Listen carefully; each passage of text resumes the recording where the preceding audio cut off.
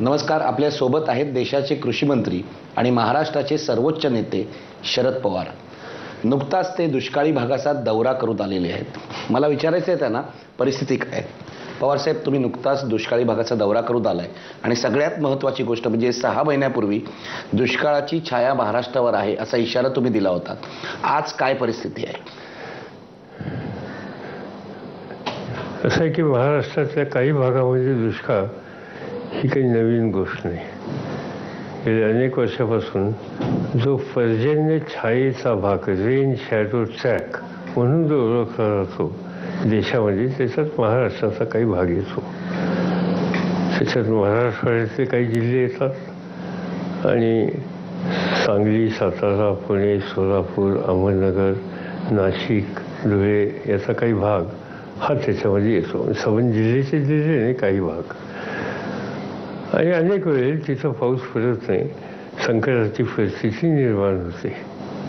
आणि म्हणून राज्य सरकारला किंवा भारत सरकारला किंवा स्थानिक नेतृत्वाला अशा वेळेला त्या संकटातून बाहेर काढण्याच्यासाठी अनेक उपक्रम हातामध्ये घ्यावे लागतात. आणि यापूर्वी अनेकदा घेतले, पण यापूर्वीची स्थिती आहे आजच्या स्थितीत मला एक मोठा फरक दिसतो की यापूर्वी अन्नधान्य असायचं नाही, पण या वेळेला पाणी नाही आहे. म्हणजे शेतीसाठी पाणी नाही, पण पिण्यासाठी पाणी नाही, जनावरांच्या पिण्यासाठी पाणी नाही आणि जनावरांच्या चाऱ्यासाठी पाणी नाही. आणि अनेक गावं अशी आहेत की ज्या ठिकाणी रोज पाणी मिळत नाही. काही ठिकाणी 6 दिवसातनं एकदा मिळतं, काही ठिकाणी 10 दिवसातनं एकदा मिळतं. पाणी मिळतं पण 10 दिवसातनं एकदा पाणी. आणि त्याचा परिणाम एकंदरच उद्या आरोग्यावर सुद्धा होण्याची शक्यता नाकारता येत नाही. आणि दुसरी गोष्ट अशी की हे पाणी आणावं लागतं, ते फार दुरून आणावं लागतं आणि त्यामुळे त्याची कॉस्ट ही खूप आहे. दुसऱ्या बाजूनं पिण्याच्यासाठी मनुष्य समूहाला पाण्याची उपलब्धता करून देणं जसं महत्त्वाचं आहे, तसं जनावरांच्या पिण्याच्या पाण्याचा प्रश्न सुद्धा तितकाच महत्त्वाचा आहे. आणि साधारणतः सर्वसामान्य लोकांना आपल्या पिण्याच्या पाण्याचा प्रश्न लक्षात येतो, पण जनावरांची ही गरज आपल्याकडे तातडीने लक्षात येत नाही. त्यामुळे त्याचाही विपरीत परिणाम हा झालेला आहे. आणखी या दुष्काळामध्ये हे झालेलं आहे की अलीकडच्या काळामध्ये महाराष्ट्रामध्ये फळबागांच्यावर अधिक लक्ष देण्याची प्रवृत्ती शेतकऱ्यांची वाढली आणि आज भारतामध्ये फळबागांच्या उत्पादनामध्ये महाराष्ट्राचा क्रमांक पहिला आहे. त्या फळबागा आज संकटात अनेक ठिकाणी आलेल्या आहेत. तुम्ही जालना किंवा औरंगाबाद जिल्ह्यामध्ये गेला तर हे 2 जिल्हे समज महाराष्ट्राला गरज किंवा महाराष्ट्राच्या बाहेर सुद्धा गरज मोसंबीची असेल ती पुरवायची शक्ती असलेली जिल्हे आहेत आणि अतिशय छान मोसंबीच्या बागा तिथे आहेत. आज 25% बागा पूर्ण जुळून गेलेल्या आहेत. राहिलेल्या ज्या 75% आहेत त्याच्यातले जवळपास 40-50% बागा अशा आहेत की लोक धडपड करून त्या वाचवत आहेत. पण हा फेब्रुवारी महिना आहे, मार्च, एप्रिल, मे, जून, जुलै इतक्या महिन्यापर्यंत ते आपली बाग वाचू शकतील का नाही ह्याची चिंता त्यांच्या चेहऱ्यावर दिसते, त्यांच्या घरामध्ये दिसते.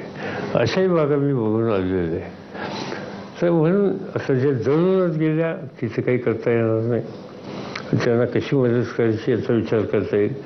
जे पाणी कमी पडतं आहे पण तरी प्रयत्न करतायत आणि वाचवायचा प्रयत्न करतायत, त्याच्यामध्ये त्या झाडाच्या खाली बाष्पीभवन होऊ नये म्हणून मिल्चिंग पेपर टाकतात. काही असा केमिकल्स निघाली ती टाकली की त्याच्यातलं हवेत त्या जमिनीची ओलसरपणाही राहते आणि बाष्पीभवन कमी होतं. त्याच्यानंतर सबंध झाडाची जी वाढ झालेली आहे ती सगळ्याच बाजूनी सगळ्याच फांद्या ह्या उपयोगी असतात असं नाही, पण त्या उपयोगी नसणाऱ्या सुद्धा यावेळेला कशाला ठेवायच्या, त्या काढल्या तर तेवढी पाण्याची कमतरता असली तरी ते झाड जगू शकेल. असे 1, 2, 3, 4 उपाय जे आहेत ते लोक करतायत. मला एक दिसलं की लोक यावेळेला कोणत्याही मार्गाने आपलं पीक वाचवण्यासाठी धडपड करतायत आणि त्यासाठी त्यांना आणखीन मदत केली पाहिजे. आणि मी हेही बघितलं की राज्यातली जी यंत्रणा आहे हॉर्टिकल्चर विभागाची वगैरे, ती सुद्धा त्याला मदत करते आणि त्याच्यातून जर काही वाचली तर आनंद आहे. पण ते एक मोठं संकट आहे. आणि दुसरी गोष्ट अशी की एखादं पीक गेलं, समजा माझं ज्वारीचं पीक गेलं, गव्हाचं पीक गेलं, तर ते 6 महिन्याचं पीक असतं. पण मोसंबीची बाग केली की 25 वर्षाची असते. म्हणजे गेली 10 वर्षां पुढची 25 वर्ष जे मला उत्पन्न देणार ते साधन जातं. त्यामुळे फळबागांचं नुकसान हे फार मोठं आणि त्याला उद्ध्वस्त करणार आहे, ते चित्र दिसते. तिसरी गोष्ट मला ही दिसते की जनावरांचा चाराच नाही. एक आहे की विभागीय आयुक्त आणि जिल्हाधिकाऱ्यांनी आपापल्या जिल्ह्यामध्ये जिथं पाणी तिथं चारण्याचे कार्यक्रम घेतलेत, ही चांगली गोष्ट आहे. आणि हजारो एकरात घेतलेले आहेत जिथं पाणी आहे तिथं, आणि नंतर तो चारा तिथं नेण्याच्या संबंधीची व्यवस्था करायचं त्यांचं नियोजन आहे. पण हे सगळं खरं असलं तर त्याच्यासाठी शेवटी मोठ्या प्रमाणात जनावरांच्या छावण्या केल्याशिवाय गत्यंतर नाही. आता छावणी जी करायची ती सरकार सगळी छावणी उभी करत नाही. सरकारची छावणीमध्ये येणाऱ्या जनावरांना चारा, पाणी, औषध देण्याच्यासाठी जो प्रयत्न करणारा वर्ग आहे किंवा संघटन आहे त्याला पैसे देतं. एका जनावराला 7 रुपये मोठ्या आणि बारक्याला 30 रुपये असं प्रति दिवशी देतं. आणि ते काम करायला शेवटी गावातलं नेतृत्व पुढे यायला पाहिजे. असं एक उदाहरण सांगतो. माझ्याच मतदारसंघामध्ये सांगोला नावाचा तालुका आहे सोलापूर जिल्ह्यामध्ये. गणपतराव देशमुख तिथे विधानसभेचे सदस्य आहेत. 1962 सालापासून सतत निवडून येणार आहे आणि लोकांच्या प्रश्नाच्यासाठी अतिशय कमिटमेंट असलेले असे ते प्रतिनिधी आहेत, हे एका पक्षाचे आहेत. आता त्यांनी त्यांच्या सहकार्याने फिरून आपल्या मतदारात तिथं प्यायला पाणी नाही, पण त्यांनी एवढ्या मोठ्या प्रमाणात तिथं त्यांनी पुढाकार घेतला आणि गावागावात छावण्या उभ्या केल्या. माझ्या समजुतीने त्यांच्या एकट्या तालुक्यामध्ये एखाद्या लाखापेक्षा जास्त जनावरं छावणीचे आहेत. आणि हे सगळे प्रयत्न स्थानिक नेतृत्वाने केले. सरकार पैसे देतं, पण आज गणपतरावच्या सारखा एक सिनियर मोस्ट वयाने ज्येष्ठ असलेला नेतासुद्धा घरात न बसता गावात जाऊन कुठलाही राजकीय पक्ष न बघता तिथं काम करणाऱ्या लोकांना एकत्र होऊन तिथे सोसायटी, ग्रामपंचायत यांना घेऊन आज तिथं हे संघटन आयोजित करतात आणि ते कॅम्प व्यवस्थित चालल्याकडे बघतात. त्याचा परिणाम अतिशय ॲक्यूट दुष्काळाचा तालुका असताना सुद्धा तिथं कुठं लोक घर सोडून किंवा जनावर सोडून बाहेर गेली असं बघायला मिळत नाही. म्हणजे तुमचं असं म्हणणं आहे की स्थानिक कार्यकर्ते असतील, स्थानिक नेतृत्व असेल, यांनी पुढाकार घ्यायला हवा. 100%. पण अशा छावण्या मराठवाड्यात दिसत नाहीत. पश्चिम महाराष्ट्रात काही ठिकाणी झालेत, सांगोल्यात झाली, बरोबर आहे. पण म्हणजे मराठवाड्यातलं नेतृत्व जे आहे ते कमी पडतंय का? कार्यकर्ते हे काम करत नाही आहेत का? कार्यकर्त्यांची काम करायची इच्छा आहे, पण तिथल्या संस्था दुबळे आहेत. म्हणजे गावची जी सोसायटी आहे, तालुका संघ आहे, जिल्हा बँक आहे, दुर्दैवानं त्यांचं व्यवस्थापन नीट राहिलेलं नाही, त्यामुळे त्या संकटात आलेले आहेत. पण आता मी स्वतः गेल्याच्या नंतर मी त्या सगळ्यांच्या बैठका घेतल्या, त्यांना सांगितलं आणि सुदैवानं मुख्यमंत्र्यांनी, राज्य सरकारने छावणी चालवण्याच्यासाठी 5 का 6 लाख रुपये डिपॉझिटची जी अट होती ती आता 2 लाखावर आणली. त्यामुळे आता पुढे आले. आता जयदत्त क्षीरसागर किंवा हे जे लोक 20 जिल्ह्यामध्ये आज 30-32 हजार जनावर 20 जिल्ह्यात आहेत. इथे राजेश टोपे किंवा त्यांचे सहकारी आता छावण्या उघडायला लागलेत. आता मी जालन्यामध्ये बघितलं, जालना गावाच्या बाहेर एक कोणती कुबेर नावाचा ग्रुप आहे व्यावसायिकांचा, त्यांनी एक छावणी चालवली, उत्तम छावणी चालवत आहेत ते. आता लोक तिथं जागे व्हायला लागले. हे संकटच एवढं मोठं आहे की या संकटाच्या वेळेला कोणी व्यापारी संघटना असेल, कोणी उद्योजक असतील त्यांची संघटना असेल, गावची सोसायटी असेल, ग्रामपंचायतीचे सरपंच आणि कमिटी असेल किंवा आणखीन तरुणांचा एखादा समूह असेल, या सगळ्यांनी एकत्र येऊन ही जबाबदारी घेतली पाहिजे. त्याच्यात मराठवाड्यामध्ये थोडी कमतरता होती, पण सरकारने आपल्या धोरणात बदल केल्याचा लाभ घेऊन आता मराठवाड्यात सुद्धा अधिक प्रमाणामध्ये छावण्या उघडण्याची प्रक्रिया सुरू झालेली आहे. ही गोष्ट खरी आहे की पश्चिम महाराष्ट्रात लगेच झालं, इथं उशीर झाला. तिथं लगेच झाल्याच्यामुळं ती सुविधा अधिक लोकांना प्राप्त झाली, इथं त्याला विलंब झाला. पण ठीक आहे, होऊ शकतं असं, त्यातनं शेवटी आपल्याला मार्ग काढावा लागेल. सर, हे तुम्ही चारा छावण्यांबद्दल सांगितलं. पिण्याच्या पाण्याचं काय? लोकांची तक्रार आहे की टँकर पोचत नाहीयेत. मुख्यमंत्री असं म्हणाले होते, आम्ही रेल्वे वॅगन्समधून पाणी आणू, तेही अजून झालेलं नाही. आता फेब्रुवारी चालू आहे. मे महिन्यानंतर लोकांची पाण्यासाठी मागणी वाढणार, तडफड वाढणार, उन्हाळा वाढणार. काय करायचं याचं? मी मराठवाड्याच्या शासकीय यंत्रणेच्याकडून माहिती घ्यायचा प्रयत्न केला. त्याच्यामध्ये मला असं दिसतंय की प्रशासकीय यंत्रणेनं जुलैच्या 15 तारखेपर्यंत पाणी देण्याची व्यवस्था केलेली आहे. म्हणजे व्यवस्थाने आखणी केलेली आहे की समजा आज या ठिकाणचा सोर्स ड्राय झाला, कुठं दुसरा आहे, मग तिथली विहीर त्यांनी आत्ताच अधिकृत करून ठेवली. तिथली संपली तर आणखीन लावून कुठं आणता येईल ती. रेल्वेनं पाणी नेण्याच्या संबंधीची आवश्यकता हा लास्ट स्टेज होत आहे. आणि रेल्वेचं झालं काही मराठवाड्यात सगळीकडेच नाही.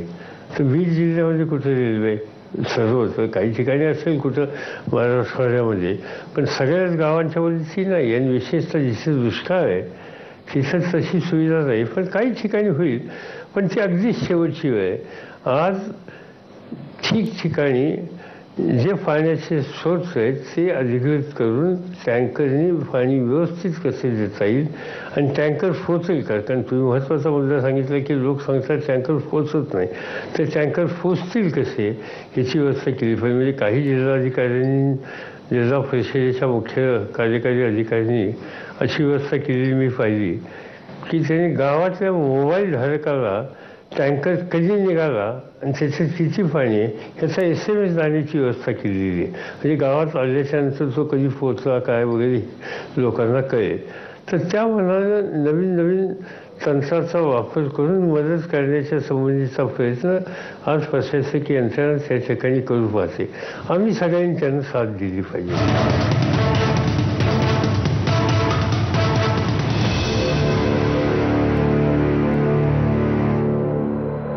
वाव मिसेस शर्मा, तुमच्याकडे तर सगळं चालतंय, पण लाईट नसतील ना तर आमच्याकडे तर काहीच चालत नाही. मग मायक्रोटेक इंटेलिप्युअर साइन वेव्ह टेक्नॉलॉजीचा वापर करा. Fast charging, long battery backup, आवाज न करता अप्लायन्सेस चालतात आयुष्यभर बिंदास. स्वीटी, ती आंब्यासाठी वेडी, मी तिच्यासाठी वेडा. जो मला आंबे देईल तो माझं हृदय जिंकून घेईल. तुला आंब्यांची मजा द्यायला आलोय. ह्या सीझन मध्ये आंबे आणि लव्ह साठी कोणताही सीझन नसतो. निवडक रसाळ आंब्यांनी बनलेला माझा माझा प्रत्येक मोसमात आंबा. German technology, robotic quality control, tamper-proof packing. Bharti Cement, 3 times better. धुंधली सी कुछ यादें हैं, अधूरे से कुछ चेहरे हैं, चीखती खामोशियों में तभी एक घिनौनी साजिश. क्या जोया के सामने खुलेगा गुड़िया फैक्ट्री की साजिश का राज? 18 फरवरी सोमवार रात 9:30 बजे ZTV पर.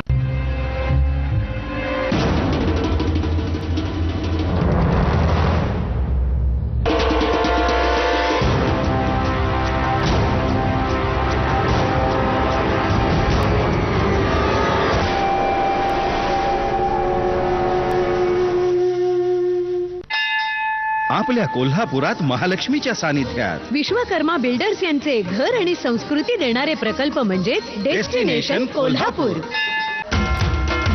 दुसरे अखिल भारतीय मराठी संत साहित्य संमेलन नेरूळ नवी मुंबई येथे 16 ते 18 फेब्रुवारी. उद्घाटक शरद पवार साहेब, गणेशजी नाईक, संयोजक श्री विठ्ठल पाटील, हबप डॉक्टर सदानंद मोरे, हबप प्राध्यापक अभय टिळक. राष्ट्रवादी काँग्रेस पक्ष मुंबई, नामदार जयंतराव पाटील यांना वाढदिवसाच्या हार्दिक शुभेच्छा. शुभेच्छुक खासदार संजय पाटील, प्रभाकर कदम, सरचिटणीस, मुंबई. दर 5 मिनिटांनी स्टेटस अपडेट. अजबच आहे बाबा, असं कोण करतं? नको का त्या फोटोवर मला टॅग करूस? मी किती जाड दिसतेय. एक्सक्यूज मी, मी त्याला नाही, तो मला फॉलो करतोय ट्विटरवर. हो, क्यूट आहे तो. आता त्याने फक्त माझे पिक्चर्स लाईक केले, पण त्यांनी काय होतं का? ज्यांचं संपूर्ण जग ऑनलाईन असतं त्यांच्यासाठी आहेत Vodafone made for you mobile internet offers. 1 to 1 dial करा आणि आपली ऑफर निवडा. उप्स, माझे केस यापेक्षा जास्त सहन करू शकतात. अच्छा, बिलकुल. तुम्हाला ठेवतो 100% पर्यंत डॅन्ड्रफ फ्री नेहमी, आणि केस राहतात मजबूत स्कॅल्प पासून टोकापर्यंत. आता 15% फ्री 3 रुपयांच्या सॅशे सह. PNG.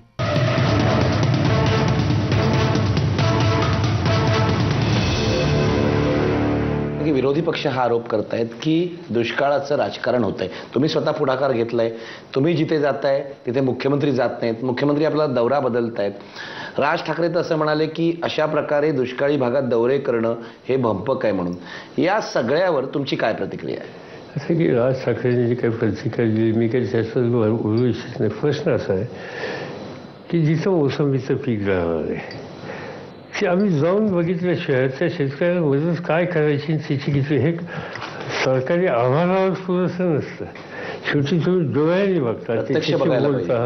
म्हणजे मी एका ठिकाणी रुई नावाचं गाव आहे जालना जिल्ह्यात अंबड तालुक्यामध्ये, त्या गावी गेलो. तिथं कामं चालली होती दुष्काळी आणि जे मजूर काम करत होते त्याला मी बोलवलं. एक मजुराला म्हणजे त्याच्यानंतर मी बायकांनाही बोलवलं. ते सुद्धा नवरा बायकोच आहे. त्यांनी काय त्यांचे प्रश्न आहेत मला सांगितले. मी सहजच त्यांना विचारलं की तुझ्या घरी शेती किती आहे? त्यांनी सांगितलं माझा 3 एकर ऊस जळाला आणि 4 एकर मोसंबी जळाली. तर 3 एकर ऊस आणि 4 एकर मोसंबी ही जर बारामती भागात कोणाकडे असेल किंवा सांगली सातारा भागामध्ये असेल तर ते व्यक्ती मोटरसायकलवर जाणार नाही, छोट्या गाडीतनं जाईल. म्हणजे त्याची गाडी ठेवण्याची कुवत असण्याचं उत्पन्न ह्या पिकातनं त्याला मिळू शकतं. पण त्या उत्पन्नाचं पती पत्नी आज खाली मजुरी करतात. म्हणजे परिस्थिती किती गंभीर झाली आहे हे त्याच्यातनं स्पष्ट होतं. आता हे मी जाऊन त्यांच्याशी बोललो नसतं तर मलाही कळलं नसतं. मला कळलं का गरजेचं आहे की उद्या राज्य सरकारने या संबंधीची मागणी केंद्र सरकारमध्ये केल्याच्या नंतर आम्ही 4-5 लोक याचा जो निर्णय घेणारे आहोत हे पाहिल्याच्या नंतर प्रस्ताव राज्यात आल्याच्या नंतर केव्हाही आमचा दृष्टिकोन त्याचं वास्तव ध्यानात आल्यामुळं त्याला मदत करण्याचा हात राहणार आहे. आणि त्यामुळे हे दौरे करणं हे भंपकपणाचं म्हणणं ह्याच्याबद्दल मला काही फारसं भाष्य करायचं नाही. त्याचं कारण असं की त्यांना त्या प्रश्नाचं गांभीर्य आणि निर्णय घेण्याच्या पद्धतीमध्ये अधिक वास्तव माहिती येण्याची उपयुक्तता ही कदाचित समजली नसेल. दुसरी गोष्ट अशी आहे की तुम्ही म्हणता मुख्यमंत्री मी असं गेलो. माझं म्हणतं की एकत्र जाण्याची गरज नाही. यावरच हे चांगलं आहे की ते अन्य ठिकाणी जात आहेत, मी काही ठिकाणी गेलो त्यामुळे सगळ्या ठिकाणची माहिती कळते. आणि मला असं दिसतं आता की राज्य सरकारची जे नेतृत्व आहे, मुख्यमंत्री असतील, उपमुख्यमंत्री असतील, पालकमंत्री असतील, जिल्ह्याचे मंत्री असतील, हे सगळेजण या प्रश्नाच्या संबंधीचे सिरियस आहेत. पण दुसऱ्या बाजूनं नेहमीच्या दुष्काळाच्या पेक्षा हा दुष्काळ विशेषतः पिण्याच्या पाण्याच्या आणि चाऱ्याच्या संबंधी अतितीव्र असल्यामुळं थोडी परिस्थिती अधिक कठीण आहे. म्हणजे तेवढी सहजासहजी सोडवण्याच्या संबंधीची नाही. पण सुदैवानं अन्नधान्य ह्याची कमतरता नाही आहे. राज्य सरकारची नीती किती काम लोकांनी मागितलं तर द्यावाची. नरेगाची जी केंद्र सरकारची योजना त्याची भूमिका ही आहे, किती काम मागितलं तर द्यावं, त्यासाठी पैशाची कमतरता नाही आहे. ह्या जवळच्या बाजू आहेत. पण हे सगळं खरं असतं तर जनावरांना चारा, पाणी आणि मनुष्यवर्गाला पाणी ह्या 2 गोष्टी अत्यंत महत्त्वाच्या आहेत. इथे मला एक प्रश्न विचारायचा आहे. शहरातले जे लोक आहेत मुंबई पुण्यासारख्या ते काय करू शकतात? स्वयंसेवी संस्था काय करू शकतात? त्याच्यामध्ये पहिल्यांदा शहरातल्या लोकांनी पाणी जपून वापरलं पाहिजे. त्याचं कारण पाण्याची जी धरणं आहेत आपली ती पिण्यासाठी पाणी शहरांनाही देतं, शेतीलाही पाणी देतं, उद्योगालाही पाणी देतं. आता लहान लहान गोष्टींवर वाद सुरू व्हायला लागले. मोठ्या मोठ्या शहरात पुण्यासारखं शहर, नाशिकसारखं शहर आणखी पाणी सोडावर मागणी आली घालून की शहरामध्ये एकदम नाराजी होते. मी समजू शकतो त्यांचं पाणी कमी व्हावं असं मी म्हणत नाही. पण ते पाणी वापरताना जर थोडी आपण काटकसर करू शकलो तर जे बांधव आपले संकटात आहेत त्यांनाही आपण पाणी सोडू शकू. नंबर 2, वेगळ्या पद्धतीने मदत करता येईल. असं उदाहरणार्थ या सगळ्या दुष्काळी भागातली मुलं मुली शिकतात शाळा कॉलेजेसमध्ये. त्या कॉलेजची त्याच्या काही मुलामुलींना आपण मदत करू शकतो. निदान त्यांच्या शिक्षणात खंड पडणार नाही एवढं बघायला काय आपण मदत करू शकतो का?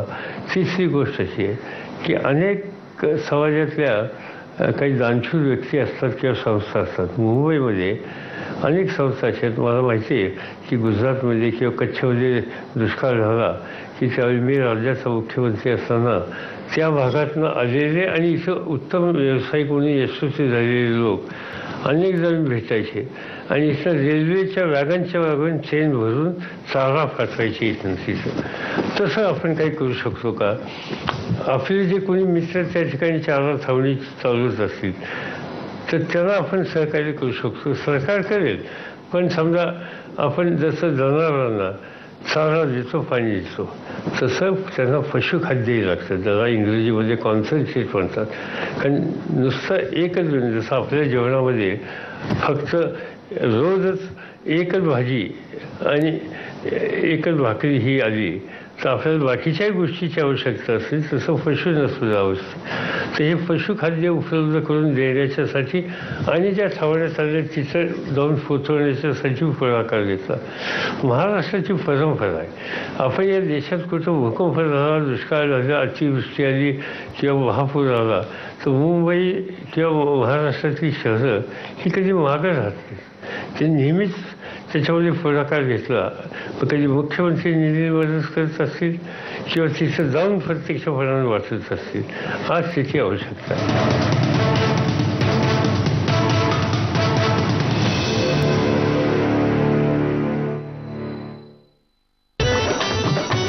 अब चाक सफेदी सुखी हाथ और चमक दमक भी रहे साथ.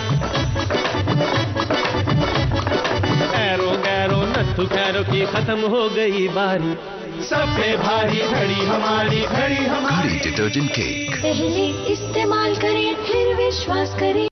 कॉस्मोनेट, आता सगळे व्यवहार इंटरनेटवर सुद्धा. परिपूर्ण इंटरनेट बँकिंग सेवा देणारी भारतातली अग्रगण्य सहकारी बँक कॉस्मोस बँक. व्यक्तिगत सेवेसोबत खूप काही. व्ही गोल्ड तर्फे सुवर्ण संधी. तुमचे 24 कॅरेट सोने आमच्याकडे ठेवा आणि 100 रुपये प्रति 10 ग्रॅम प्रति महिना मिळवा. 100% सिक्युअर्ड नॅशनलाइज्ड बँक गॅरंटी. विघ्नहर्ता gold Pune. Your thumb, it goes from here to here. This bigger screen goes from here to here. Now, that's either A, an amazing coincidence,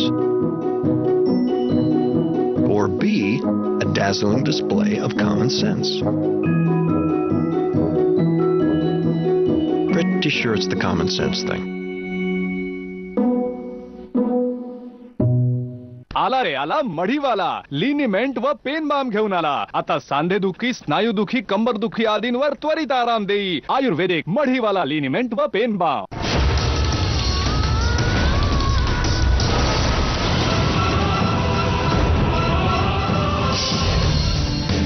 एक हात मारणारा, एक सावरणारा. हे दोन्ही हात एकमेकात गुंफले तर मेंदीच्या पानावर 18 फेब्रुवारी पासून सोमवार ते शनिवार संध्याकाळी 7 वाजता फक्त ETV मराठीवर. बोर्डासाठी तर तयार आहे, पण तुला पाहिजे विस्पर चॉईस. हा सरकत नाही आणि देतो 8 तासांपर्यंत डागांपासून सुरक्षा, ज्यामुळे तुझं लक्ष फक्त परीक्षेवरच राहतं, पिरियड्सवर नाही. फक्त 29 रुपयांमध्ये विस्पर चॉईस आणि चॉईस अल्ट्रा फक्त 35 रुपयांमध्ये. P&G.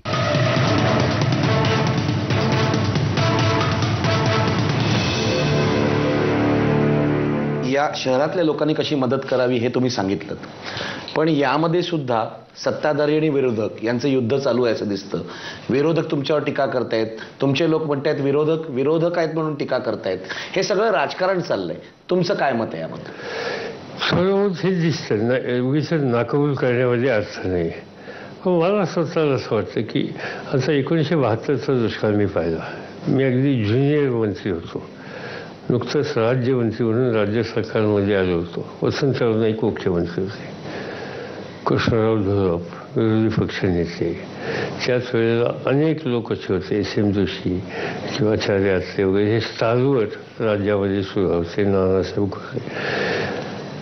पण त्या सगळ्यांचं एक वैशिष्ट्य होतं, म्हणजे एखाद्या गोष्टीत कमतरता आली तर सरकारवर क्रिटिसिझम करायला त्यांनी कमतरता कधी दाखवली नाही, काटकसर कधी केली नाही. पण हे संकट महाराष्ट्रावर आहे आणि म्हणजे या संकटाच्या वेळेला आपण सगळ्यांनी एकत्र येऊन त्याचा सामना केला पाहिजे, हा दृष्टिकोन होता. आणि म्हणून त्यावेळेला जो मुख्यमंत्री आणि बाकीच्या लोकांनी जे काही कार्यक्रम हातामध्ये घेतले त्याला पूर्ण सहकार्य करण्याची भूमिका होती. आज आपल्या सगळ्यांची भूमिका ती, आता मी दौऱ्यामध्ये गेलो, तिथे खासदार कोण आहेत? रावसाहेब दानवे. कोणत्या पक्षाचे? भाजपचे. मी त्यांनी टेलिफोन केला की तिथं मी येतोय, आपण माझ्या गाडीत चला, आपण सगळेजण बघून बसू. तिथं कोण? काँग्रेसचे होते आमदार, काय त्या जालन्यात होय, त्यांनाही कळवलं, ते आले होते. कारण शेवटी ह्या ठिकाणी ज्यावेळी लोक एवढ्या अडचणीमध्ये आहेत त्यावेळी कसं राजकारण आणायचं? राजकारण निवडणुकीच्या वेळेला करायचं असेल त्यावेळी करू ना, पण ज्या लोकांनी आम्हाला मोठं केलं त्यांच्या संकटाच्या काळामध्ये आम्ही बाकीचे मदत सोडून आलो नाही तर आमच्यासारखे नसत असते नाहीत. आणि म्हणून यावेळेला सगळ्यांनी एकत्र येऊन काम करण्याच्याबद्दलची गरज आहे. आणि मला ती ॲटिट्यूड आपण जर योग्य पद्धतीने पावलं टाकली तर महाराष्ट्रातल्या सुद्धा राजकीय पक्षांच्यात येऊ शकते. आणि आज त्या पद्धतीनंच काम करायची गरज आहे, नशात आपण या संकटग्रस्त लोकांना न्याय देऊ शकणार नाही. आणखी एक महत्त्वाचा मुद्दा आहे, तुम्ही चारा छावण्यांबद्दल बोललात, पाण्याच्या प्रश्नाबद्दल बोललात. विस्थापन होते. बीड जिल्ह्यातून शेकडो लोक नव्या मुंबईमध्ये आलेले आहेत आणि आपल्याला दिसत आहेत, बातम्याही प्रसिद्ध झालेल्या आहेत. या विस्थापितांना सरकार काय मदत करणार, त्यांचं काय करणार? असं आहे, माझ्यापुढे एक्झॅक्टली असा काही प्रस्ताव नाही आहे. राज्य सरकार याच्याबद्दल काही शेवटी प्राईम रिस्पॉन्सिबिलिटी राज्य सरकारची आहे. ज्यावेळेला अशी परिस्थिती होते त्यावेळेला काही लोक गाव सोडून जातात, ही गोष्ट खरी आहे. आणि यापूर्वी सुद्धा नवी मुंबईमध्ये दुष्काळी परिस्थिती झाली त्यावेळी लोक आलेले होते आणि नंतर ते परतही गेले. येतात तर त्यावेळेला, कारण मुंबईची एक अशी नगरी आहे ही कोणाला उपाशी ठेवत नाही जो काम करत असेल त्याला. आणि त्या हेतून लोक या ठिकाणी येतात. ते आले तर त्यांना काम या ठिकाणी मिळत असेल तर आनंद आहे. पण शेवटी राज्य सरकारच्या यंत्रणेनं गावच्या लोकांनी म्हणजे तिथली यंत्रणा त्यांनी त्याची पूर्ण माहिती ठेवली पाहिजे. कारण आपल्या गावातनं कोणती कुटुंब बाहेर गेली ही कोण तलाठी असेल, कोण ग्रामसेवक असेल त्याला माहीत असतं. तर त्याच्यावर लक्ष ठेवून एकदा पाऊस काळ सुरू झाल्याच्या नंतर हे लोक परत गावाकडे कसे येतील, आपल्या व्यवसायात कसे लक्ष घालतील, याच्यासाठी एक वेगळी यंत्रणा आत्तापासून सरकारने कामाला लावली पाहिजे एक. आणि त्याबरोबर लोकल पोलीस स्टेशन्स, बाकीचे सगळे जे काही शासकीय यंत्रणा, विशेषतः इथं आल्याच्या नंतर त्यांना धान्य देण्याच्यासाठी रेशन कार्ड, या सगळ्याच्यासाठी एक वेगळा प्रयत्न केला पाहिजे. त्याच्यासाठी तिथल्या यंत्रणेला राज्य सरकारने स्वच्छ सूचना दिल्या पाहिजेत की नेहमीचे नियम बाजूला ठेवून या लोकांना तुम्ही मदत केली पाहिजे. पण हा कारण थोडा कालखंडातला हा वर्गीच राहणार आहे, तो परत लवकर गेला पाहिजे आणि एकदा परिस्थिती बदलल्यावर ह्याची काळजी घेतली पाहिजे. एक अत्यंत गंभीर प्रश्न आहे. एवढी दुष्काळी परिस्थिती असताना तुमच्या पक्षाचे काही मंत्री, उदाहरणार्थ आता रत्नागिरीचे भास्कर जाधव, थाटामाटात लग्न करतायत आपल्या घरामध्ये. या राज्यातले काही प्रतिष्ठितही हेच करतायत, केवळ राजकारणी करतायत असं नाही, काही उद्योजक करतायत, काही इतर क्षेत्रातही लोक करतायत. लग्नावर इतका प्रचंड खर्च करतायत दुष्काळी परिस्थितीमध्ये. तुम्ही या लोकांना काय सांगाल? माझं म्हणणं असं आहे की सार्वजनिक जीवनामध्ये काम करणारे आम्ही जे लोक आहोत, आम्ही दुष्काळ नसला तरी खर्च करता कामा नये. दुष्काळ असेल त्यावेळेस तारतम्य ठेवलंच पाहिजे. आणि मी अगदी माझं उदाहरण सांगतो. मला एकच मुलगी, सुफियाच्या लग्नाच्या वेळेला 2 लाख लोक आले होते. मांडवसुद्धा नव्हता बारामतीला. हो, मांडवसुद्धा नव्हता. आणि काही नाही, फक्त एक स्टेज केलेलं होतं आणि तिचं अक्षर टाकलं, याच्यापेक्षा दुसरं काही नाही. जेवण घातलेलं नाही, काही दिलेलं नाही. एक फेरा हातामध्ये दिला आणि अक्षर हातात दिले, याच्याशिवाय बाकी काही केलेलं नव्हतं. अगदी उघड्या मैदानामध्ये अशा प्रकारचे. हे चुका शेवटी मी जर नीट या पद्धतीने वागलो नाही तर बाकीचे जण काय वागणार? आज दुष्काळी परिस्थितीमध्ये तर हे अत्यंत साधेपणानेच करायला पाहिजे होतं. म्हणजे मी टेलिव्हिजन काल पाहिलं, तुम्ही सांग मला झोप आली नाही. किंवा अशा परिस्थितीमध्ये माझे सहकारीसुद्धा या संबंधीचं भान ठेवत नसतील तर हे अतिशय चुकीचं आहे. या गोष्टीचा अजिबात आम्ही कोणी पुरस्कार करणार नाही. आणि आम्हाला स्वच्छ आमच्या सहकार्याने सुद्धा सांगावं लागेल की आपण दुष्काळी परिस्थिती आहे सोडा, दुष्काळी परिस्थिती नसली तरी सार्वजनिक जीवनामध्ये राहणाऱ्या सगळ्या सहकाऱ्यांनी काही काळजी घेतली पाहिजे, पथ्य पाळली पाहिजेत. आणि ती पथ्य पाळता येत नसतील आणि खोट्या प्रतिष्ठेच्या कल्पनेच्या पाठीमागे त्यांना जायचं असेल तर त्यांचं हे क्षेत्र नाही आहे. त्यांनी वेगळ्या क्षेत्राचा विचार करावा, इथपर्यंत आम्हाला सांगावं लागेल.